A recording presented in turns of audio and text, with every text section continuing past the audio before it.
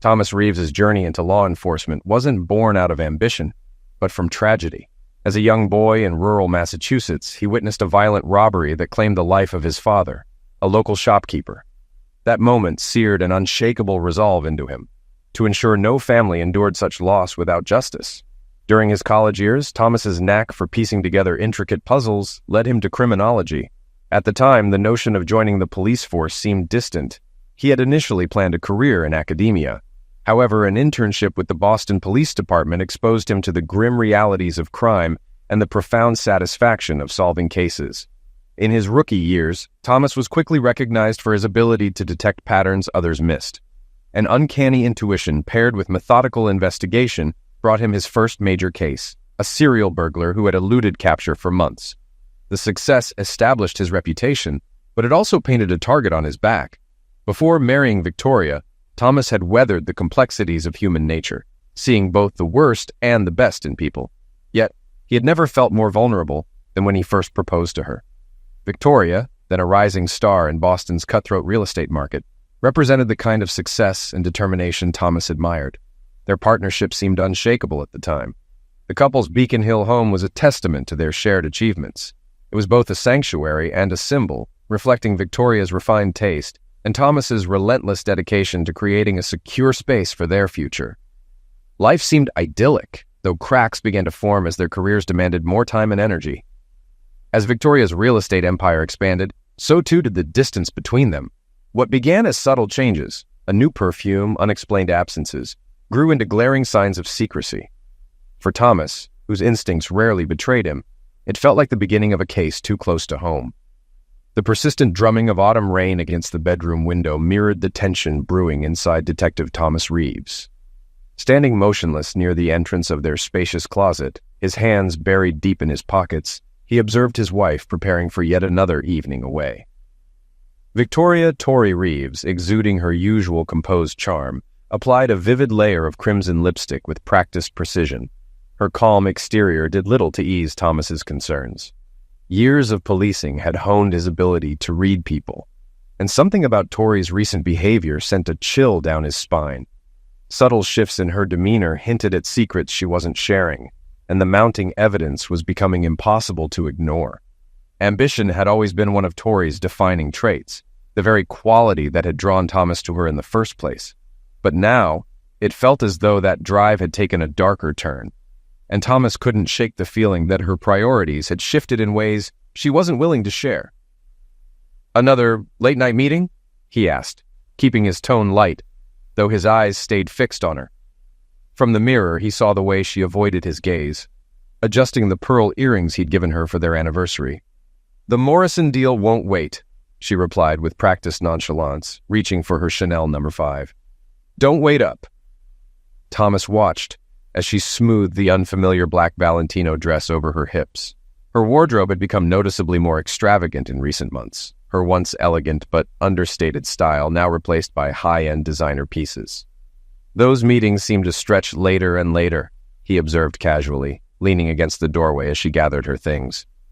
"That's what happens when you're managing a $50 million project," Torrey said, her heels clicking across the hardwood floor of their meticulously renovated Victorian home in Beacon Hill.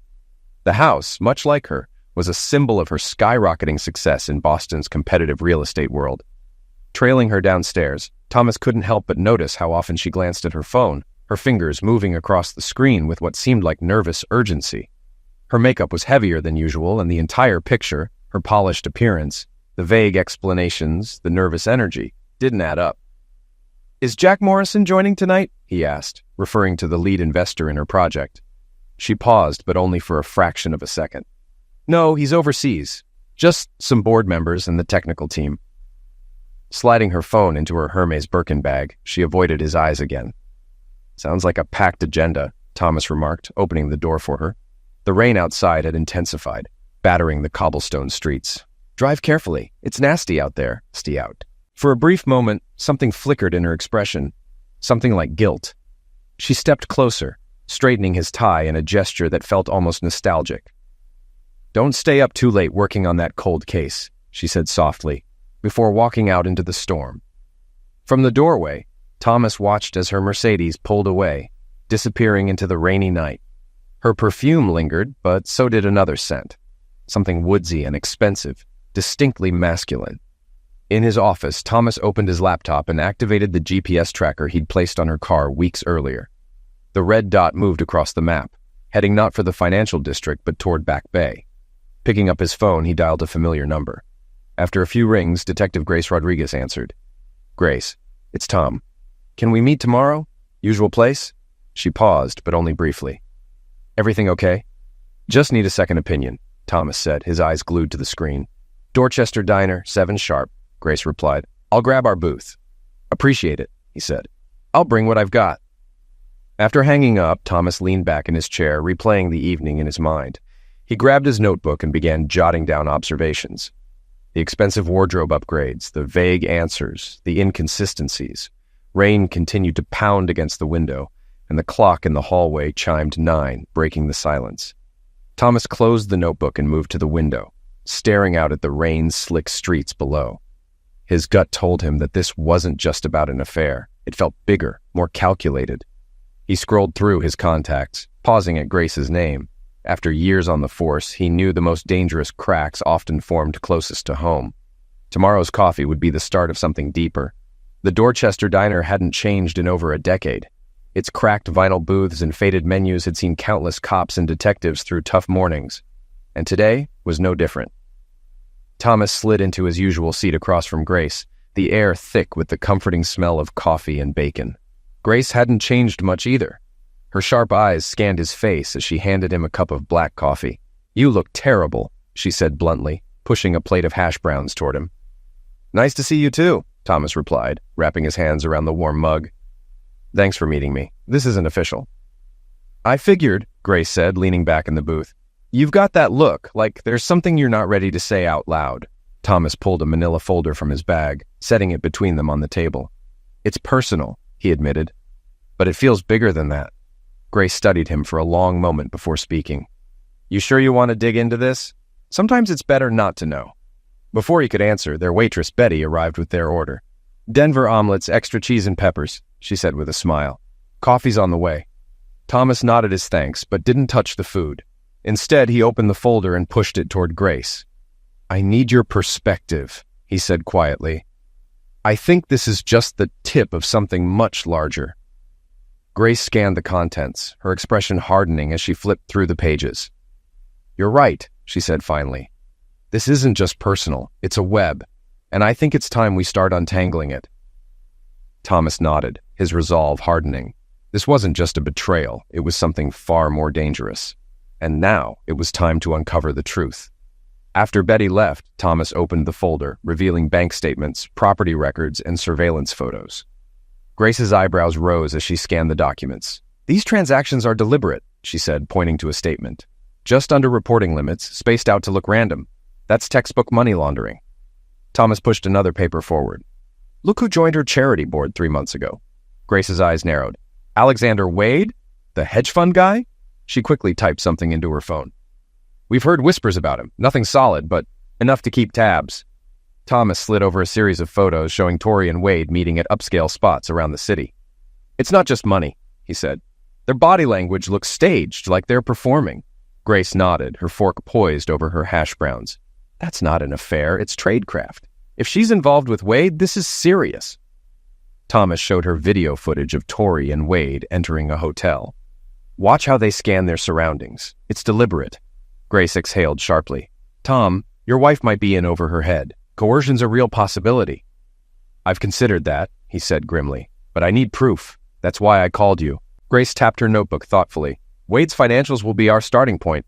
My team's flagged suspicious real estate deals. We'll cross-reference with Tori's projects. But you have to keep this under the radar." "I know how to play it," Thomas said, his resolve hardening. "I just need the truth." Grace gave a small nod.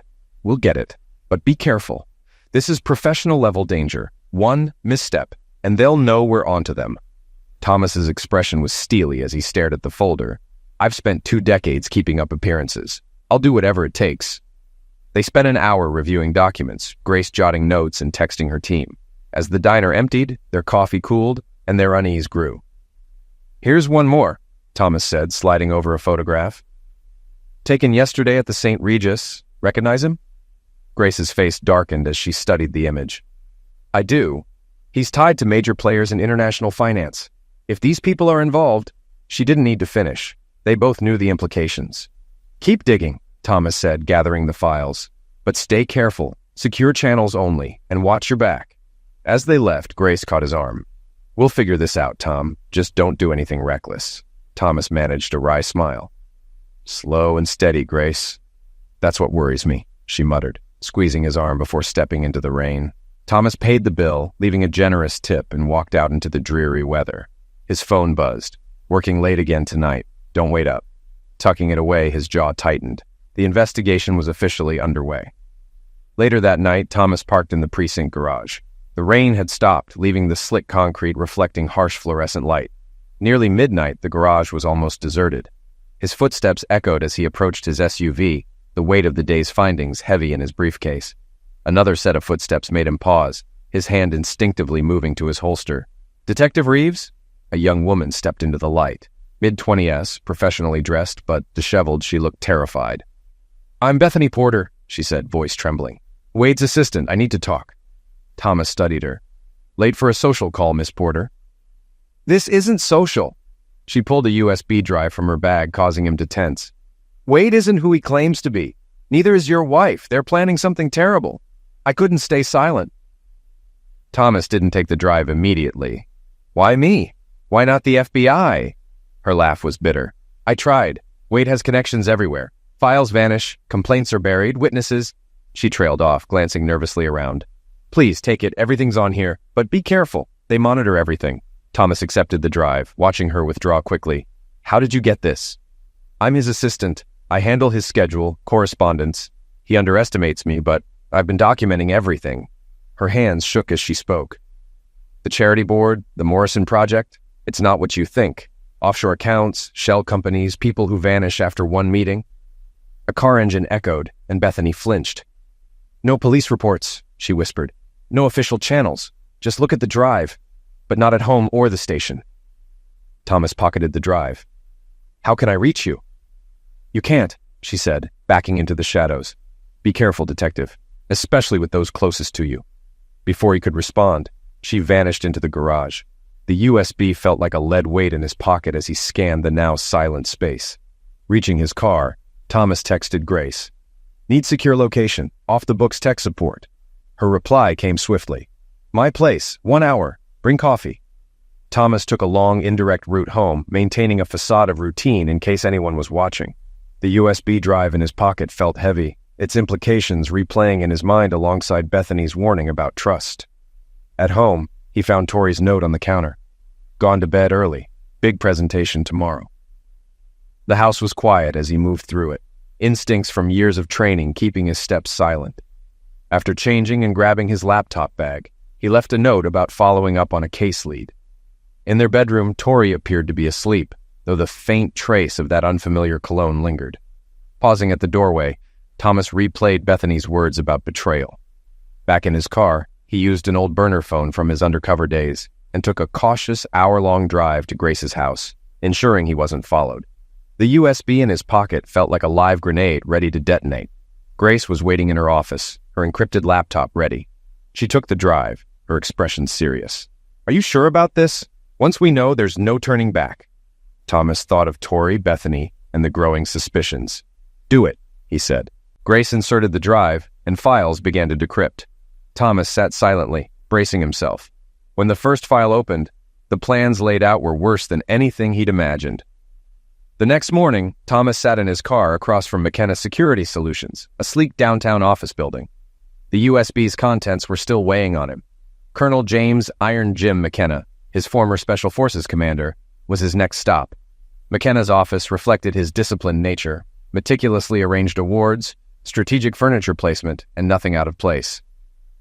You look like hell, McKenna said as Thomas entered, shaking his hand and motioning him to sit. When's the last time you slept?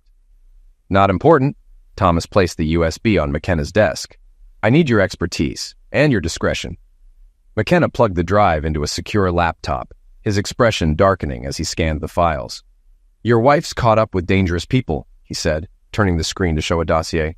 Wade's real name is Anton Petrov, ex-FSB, running a massive money laundering operation. Thomas felt a chill.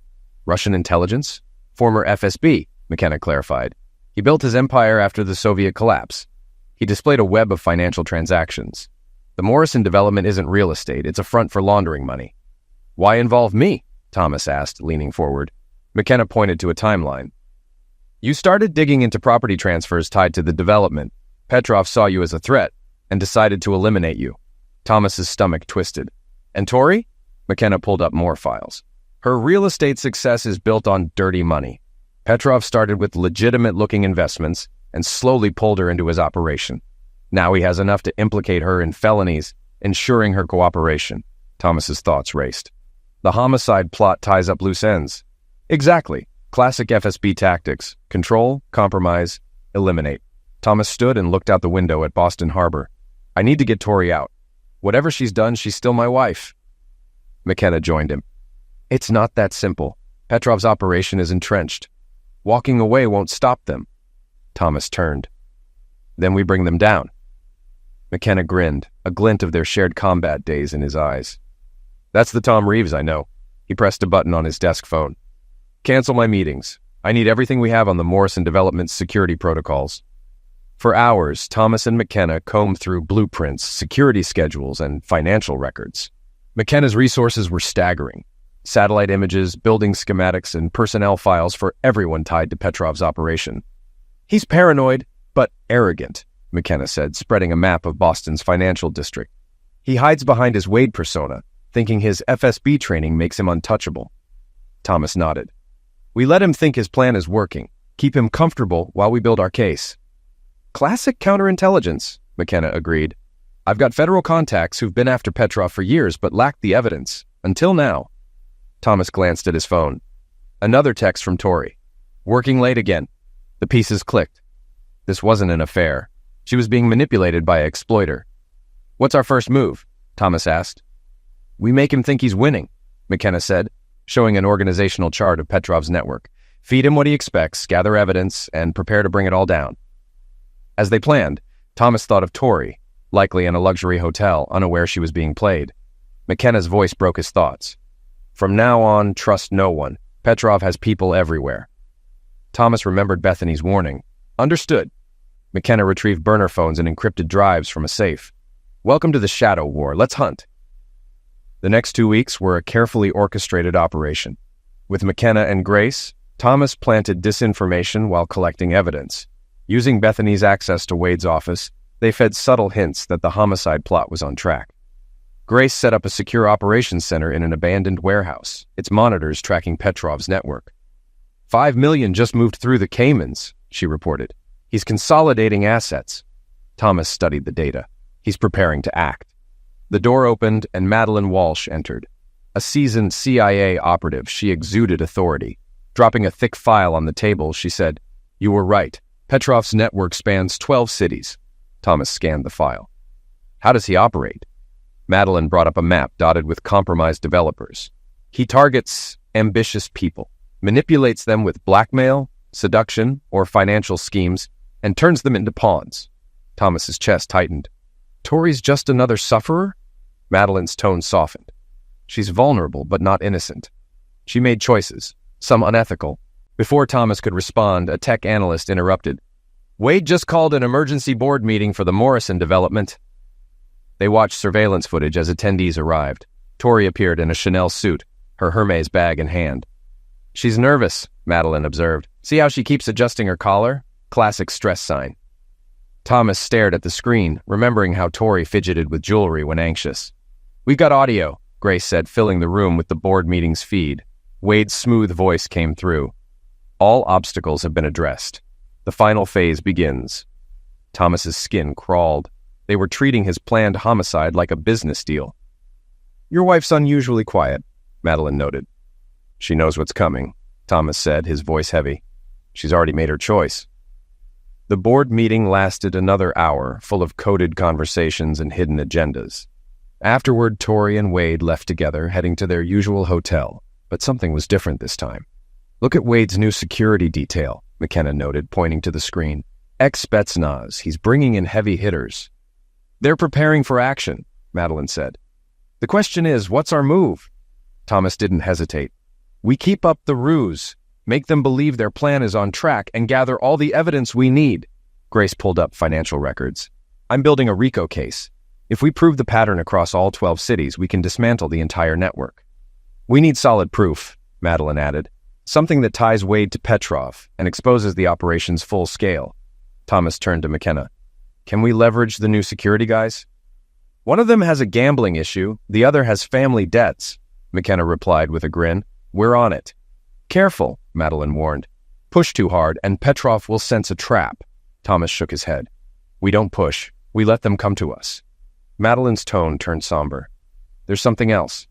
Tori's involvement goes deeper than we thought. She's been actively participating for years. Thomas took a deep breath. Show me. Madeline displayed the evidence, and the truth hit Thomas like a gut punch. Tori hadn't been just a pawn. She'd knowingly made decisions that placed her firmly in Petrov's web. The woman he'd loved for 15 years was not who he thought she was. Later, in a dimly lit parking garage, Thomas waited in the shadows. McKenna's intel was clear. This was where Petrov's men would strike. A black SUV arrived, and 3 men stepped out, their movements revealing military training. Thomas recognized them as ex-Spetsnaz operatives from the surveillance photos. They swept the area, moving with precision, but they underestimated their target. Thomas had prepared meticulously, knowing every blind spot and acoustic trick in the garage. When the lights flickered, the men tensed, splitting up to search. The first went down silently, subdued with a chokehold. The second was more cautious, but fell to Thomas's experience and strategy. The third was the toughest, weapon drawn and scanning the shadows. Their brief fight left Thomas with a bruised rib, but his counterattack was swift and decisive. Securing the unconscious men, Thomas searched their phones. The communications he found revealed the extent of Petrov's operation, and something far worse, Tori's active involvement. One chilling message stood out. Target's routine confirmed. Wife says pension and insurance updated. She's ready to play grieving widow.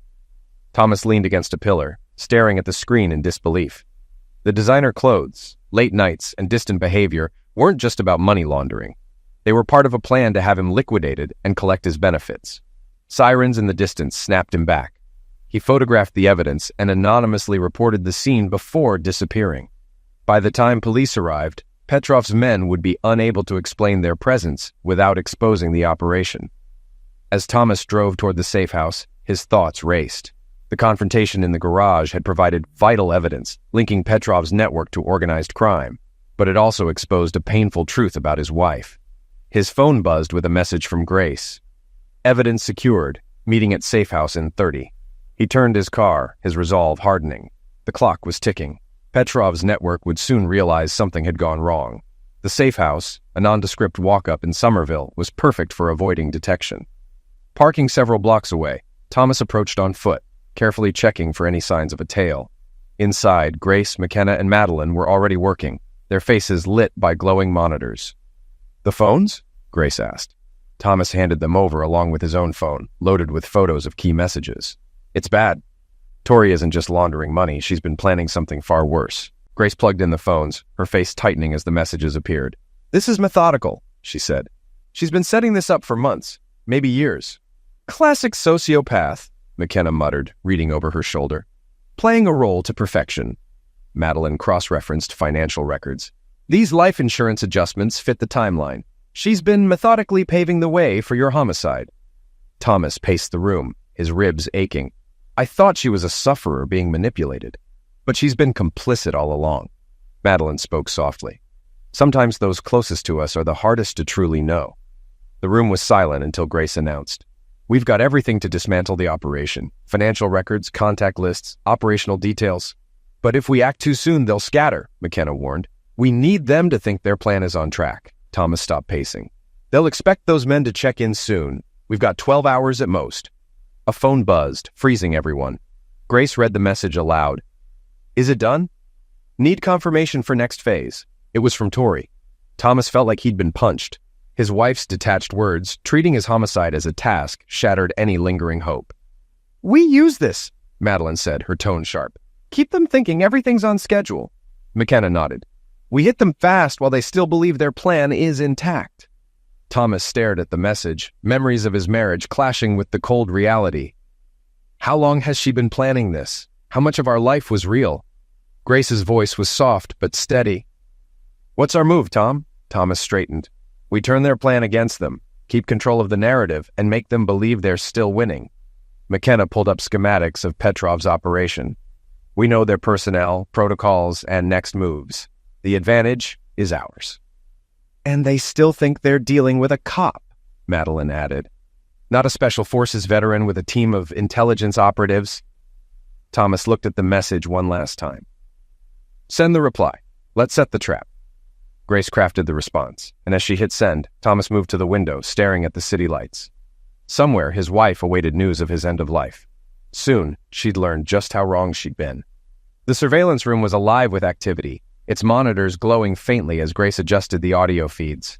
McKenna's voice came through their earpieces. Camera 3 is live. His team had worked all night planting surveillance equipment in Tori and Petrov's penthouse. Thomas watched the screens intently, every muscle tensed. The game had shifted. Now, it was their turn to strike. Thomas tensed as the elevator doors opened on the surveillance feed. Tori stepped out, followed by Petrov, now shedding his Wade persona. His transformation was striking. Gone was the polished hedge fund manager, replaced by the cold precision of a trained operative. Everything's proceeding as planned, Petrov said, his Russian accent now clear. Shrugging off his tailored jacket, he let it fall onto a leather chair. The police found exactly what we wanted them to. Grace's team had carefully staged the garage scene, planting selective evidence to support the narrative of Thomas's end of life, a cop caught in a botched robbery. Tori moved to the bar, pouring champagne with steady hands. The diamonds at her throat sparkled. Last year's anniversary gift. The detective on scene didn't question a thing, she said with satisfaction. Just another routine robbery gone wrong. Petrov raised his glass in mock celebration. The great Detective Reeves, brought down by common thugs. The irony is delicious. Thomas's eyes stayed on his wife, searching for any sign of regret. Instead, she smiled coldly. He never saw my potential. Treated me like a trophy wife. Now, everything he built is mine. She gazed out at the Boston skyline. The pension, the insurance, the house, it all transfers automatically. No divorce, no legal battles. Clean. Grace's hand squeezed Thomas's arm in silent support as McKenna's team moved into position around the building, waiting for the signal. You've exceeded my expectations, Victoria, Petrov said, joining her at the window. When I brought you into the Morrison deal, I wasn't sure you had the stomach for this, but you're a natural. Tori's brittle laugh filled the room. Real estate is a shark tank, Anton. You swim with exploiters or you get eaten. She set down her glass. Should we rehearse for tomorrow? The grieving widow must be flawless. Thomas's jaw clenched as he watched her rehearse her devastated spouse act under Petrov's coaching. Every detail was practiced. The trembling voice, the tearful gestures, the photo clutched at the funeral. Remember, Petrov instructed, this isn't just for the police. The whole city will be watching. The grieving widow of Boston's most decorated cop. Perfect for the headlines. I've been playing this role for 15 years, Tori replied, dabbing dry eyes with a monogrammed handkerchief. Each word was a blow to Thomas. The life he'd shared with her was nothing but a carefully crafted lie. Movement outside, Grace said, switching cameras.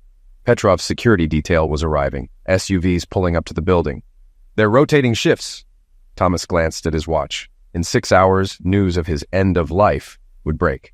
Petrov and Tori still believed their plan was flawless. Send the confirmation, he said. Grace sent the staged message from Petrov's men, reporting Thomas's elimination. Minutes later, they saw Petrov check his phone and smile. It's done, Petrov announced. By tomorrow, your story will dominate the news. Tori raised her glass. To new beginnings, she said with a smirk, and to my dear husband. He should have kept his nose out of the Morrison deal. Petrov nodded approvingly. Your delivery is better, but add a touch of grief when mentioning him. It will sell the story. For hours, they watched as Petrov and Tori discussed their plans, from press statements to financial moves. Each casual mention of Thomas's homicide revealed their ruthless intentions. Around midnight, Petrov left for his penthouse, leaving Tori alone. Thomas watched her reflection in the window as she practiced her widow's smile.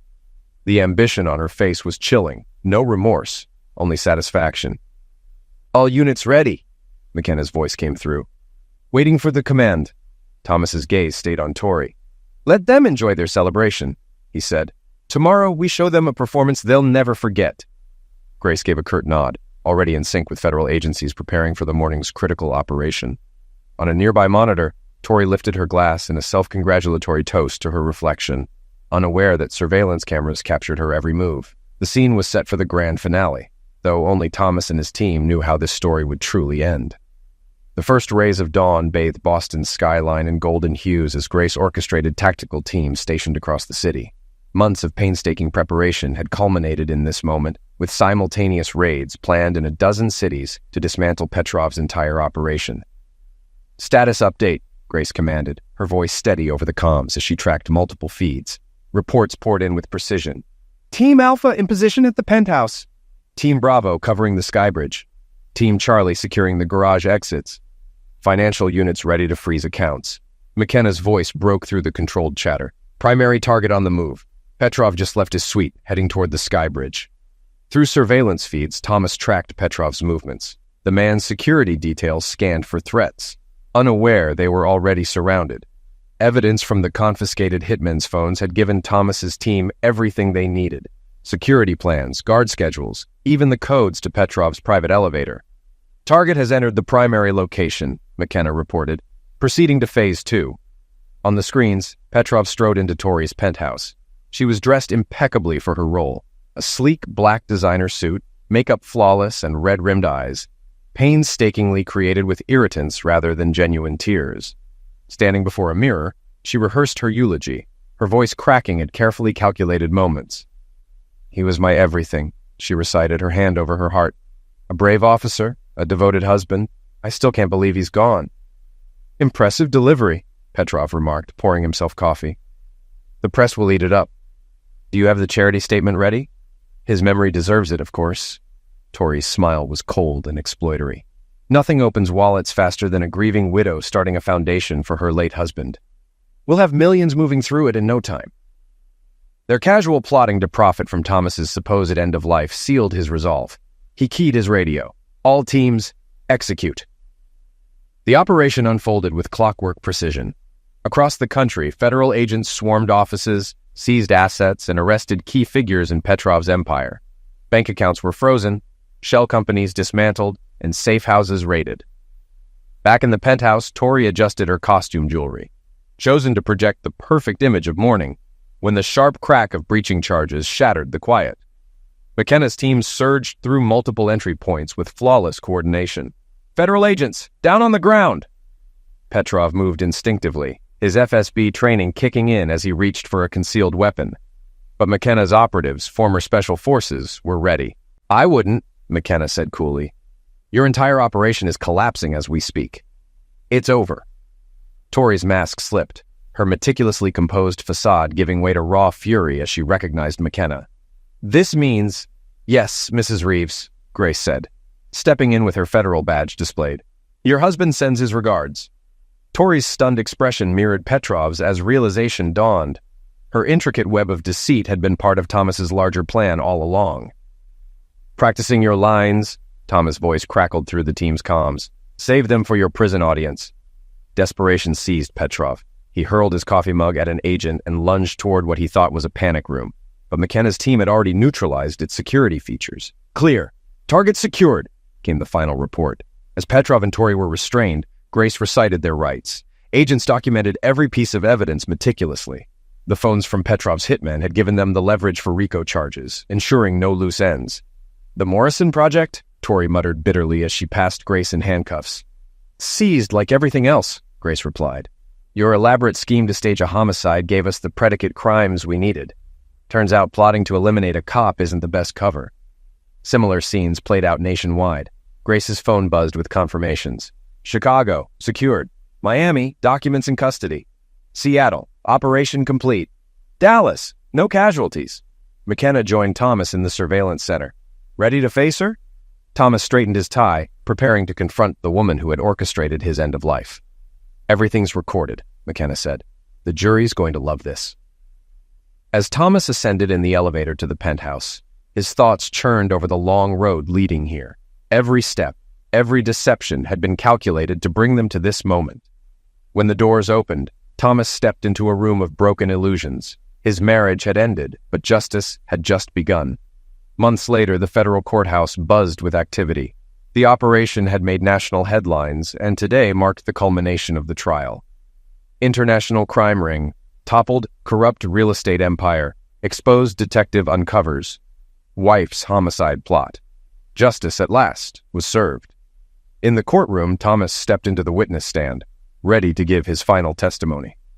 The evidence presented throughout the trial had been indisputable. Surveillance videos, financial ledgers, intercepted messages, and the meticulously documented homicide plot. But the prosecution wanted to close with an emotional punch, allowing Thomas to share, in his own words, the depth of the betrayal. "Detective Reeves," the prosecutor began, "can you describe the moment you first realized your wife's involvement in this conspiracy?"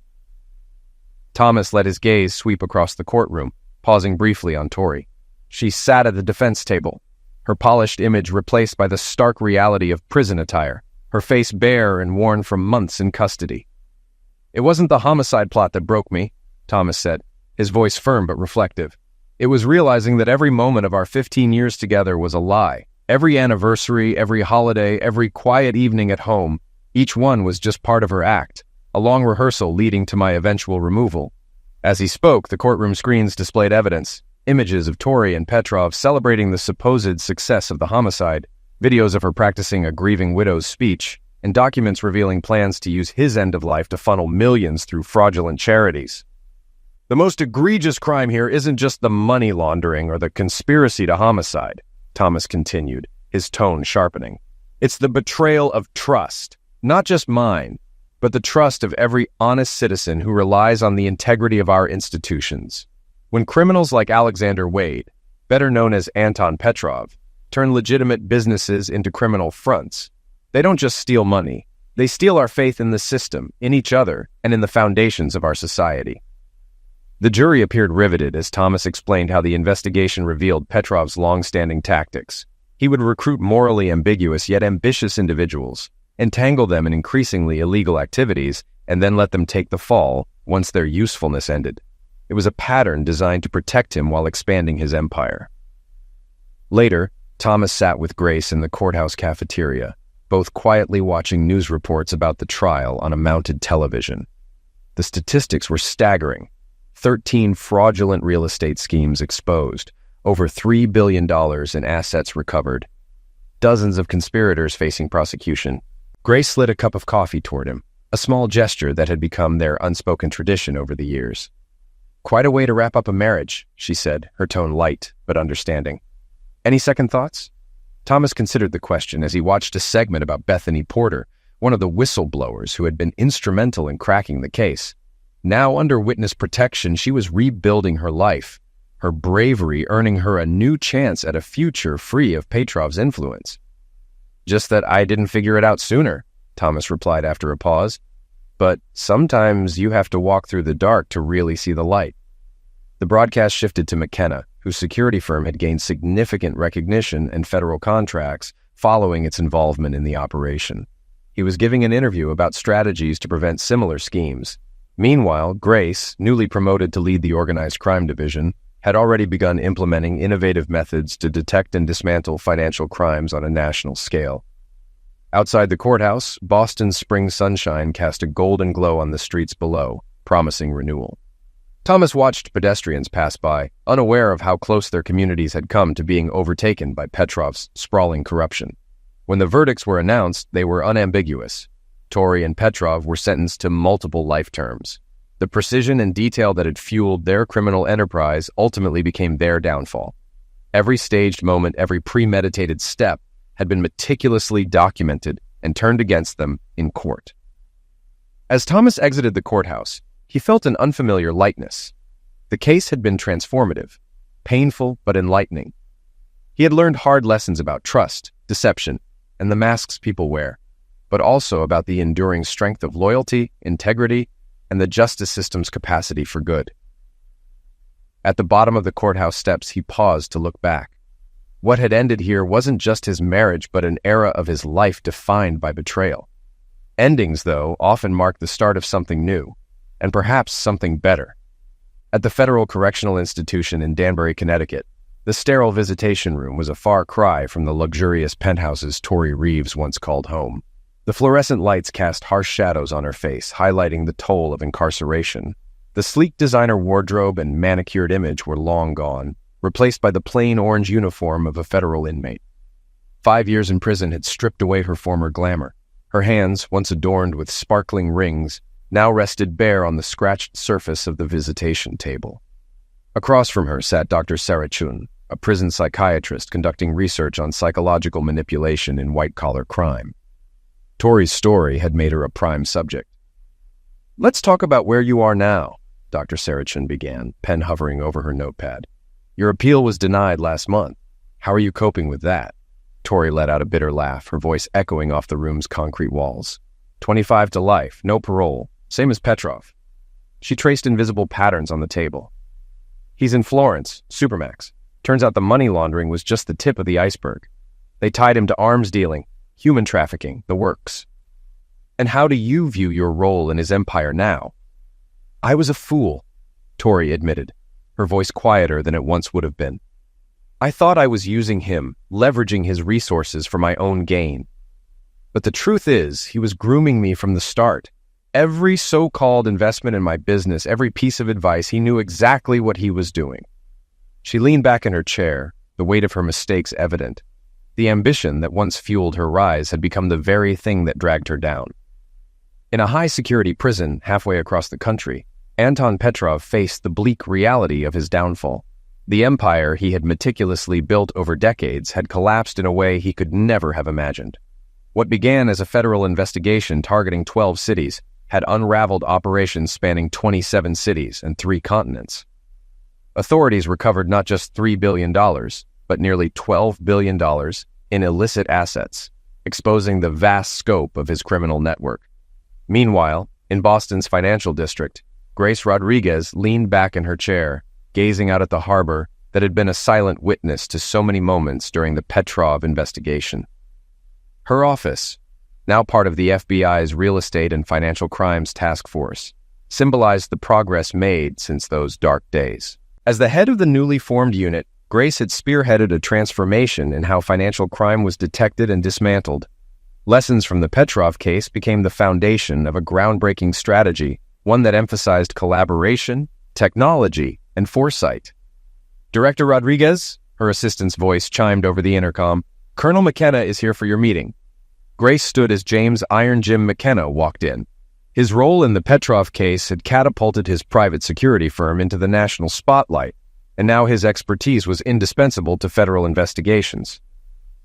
"Just back from Quantico," McKenna said, settling into a chair. "We're using the Petrov case as part of the curriculum. When I show the recruits how Thomas orchestrated the counter-operation, you can see the gears turning in their heads." Grace smiled, recalling the intensity of those days. "How's Thomas doing these days?" "He's thriving," McKenna replied, "running his own investigation firm in Colorado. He's got a knack for spotting financial fraud that most people can't even comprehend. His clients love him." After leaving the force, Thomas Reeves had established a private firm in Denver, specializing in uncovering corporate fraud and preventing insider threats. His book, Behind the Facade, Unmasking Corporate Fraud, had become a bestseller and a training staple for federal agents and private investigators alike. "And Bethany?" Grace asked, scrolling through her emails. "She just wrapped up her MBA at Stanford. Witness protection helped her rebuild her life, and now she's using her platform to advocate for whistleblowers. She's testifying before Congress next month." Bethany Porter's bravery had sparked a wave of change. Her testimony against Petrov's network had not only cracked the case, but also inspired others to come forward. Federal agencies had since implemented what they called the Porter Protocol, a set of best practices for protecting whistleblowers and leveraging their insights in high-stakes investigations. "What about the Morrison complex?" McKenna asked, accepting a coffee from Grace's assistant. "Completely repurposed," Grace said. "It's now a regional training center for law enforcement. They're using it to teach financial crime investigation techniques. Sometimes the best way to deal with darkness is to shine a spotlight right on it." Their conversation shifted to current cases, but But Grace's mind lingered on the lasting impact of the Petrov case. Its revelations had forced a complete overhaul of Boston's real estate practices. New regulations, jokingly nicknamed the Reeves Reforms, required developers to disclose unprecedented levels of financial detail, ensuring no hidden players could operate in the shadows. In a modest diner in Dorchester, where Grace and Thomas had once shared countless early morning strategy sessions, a framed newspaper headline still hung prominently on the wall. "Boston detective cracks international crime syndicate," it declared in bold print. Betty, the ever-enthusiastic waitress, loved pointing it out to diners, proudly recounting how the two detectives used to brainstorm over coffee and omelets. The federal courthouse, now a frequent stop for law students, had become a case study in itself. The Petrov investigation was a cornerstone of criminal law classes, demonstrating the intersection of technology, law, and human psychology in modern prosecutions. Thomas rarely returned to Boston. Too many ghosts lingered in the city where his life had unraveled. Instead, he found peace in the Rockies, where his days were filled with meaningful work and the healing clarity of nature. Slowly, he had begun dating again, carefully rebuilding his personal life with the wisdom hard-won from his past mistakes. His last communication with Tori had come during her appeals process. She had written a letter, filled with apologies and pleas for understanding, but the words felt as hollow as their marriage had become. Thomas had chosen not to reply, letting silence convey the message better than words ever could. The funds recovered from Petrov's operation had been put to powerful use. A sufferer compensation program helped small businesses and families recover from financial devastation, while Thomas had dedicated his share of the forfeited assets to scholarships for children of fallen officers. It was his way of turning personal loss into something meaningful for others. Grace's phone buzzed, drawing her attention back to the present. Another case file awaited review. As she and McKenna pored over the details, she reflected on how the Petrov case had reshaped their lives and their field. "You know what Thomas always says," McKenna said, scanning the file. "The biggest scams don't hide in the shadows. They thrive in plain sight, cloaked in respectability." Grace smirked. "Speaking of scams, did you hear about the support group?" She was referring to a network formed by spouses and partners who had been blindsided by betrayal, much like Thomas had been. The group offered solace and strength, helping members heal while raising awareness about financial misuse and manipulation. Occasionally, Thomas would speak at their meetings, sharing his story to give others hope and a path forward. What began as a tangled web of lies and deception had left behind a legacy of truth and resilience. Though the shadows of Petrov's crimes still loomed, the light that followed was undeniable and lasting. From her office overlooking Boston Harbor, Grace pondered the far-reaching impact of the Petrov investigation. The criminal empire had been dismantled. Tori was paying the price for her choices, and countless lives had been irrevocably altered, some broken beyond repair, others rebuilt stronger than before. In her cell at the high-security Danbury prison, Tori clung to a single relic from her past, an old photograph tucked away in her belongings. It showed her and Thomas standing side by side at the ribbon-cutting ceremony for her first real estate project. They were smiling, full of hope for the future. On sleepless nights, she would stare at the picture, trying to pinpoint the moment her ambition became a poison, warping her values until success mattered more than people. Meanwhile, in a stark supermax cell in Florence, Anton Petrov's thoughts ran a different course. Reflection wasn't in his nature. Even stripped of his empire and freedom, he remained calculating, planning how to exploit any crack in the system. Though his reach had been severely curtailed, his scheming mind refused to rest. In Colorado, Thomas stood on the deck of his mountain home, watching the sunset cast hues of gold and violet across the peaks. His phone buzzed, a text from Grace alerting him to another case, another opportunity to stop someone else from suffering the betrayal he had endured. He smiled faintly, realizing how far he'd come. Endings, he had learned, were often beginnings in disguise, a chance to build something better, grounded in truth and resilience. The betrayal that once shattered his life had become the catalyst for a new mission, protecting others from falling prey to the same kind of deceit. Exposing the truth had been his first step toward rebuilding his life, and now it fueled his work every day. As night settled over the country, from Boston to Colorado, Connecticut to Florence, the central figures in this saga lived out the consequences of their choices. Some were confined by steel bars, others by the lingering echoes of their own guilt or resolve. All bore the weight of the truths the case had unearthed and the lessons it had taught. The story of Thomas and Tori Reeves, of Anton Petrov's empire and its collapse, became more than a criminal investigation. It stood as a testament to the power of truth over deception, of justice over greed, and the remarkable ability of people to rebuild after betrayal. In his Denver office, Thomas kept a small plaque on his desk, a gift from Grace. Its simple inscription read, "From darkness, light." Every morning, as he sifted through new cases of corporate fraud and financial manipulation, the words reminded him of what mattered most, that even the deepest wounds could lead to transformation. The plaque was both a symbol of his past and a beacon for his future, a reminder that the fight for integrity was worth it. And so, the story reached its quiet conclusion. The conspirators remained locked away, their schemes dismantled.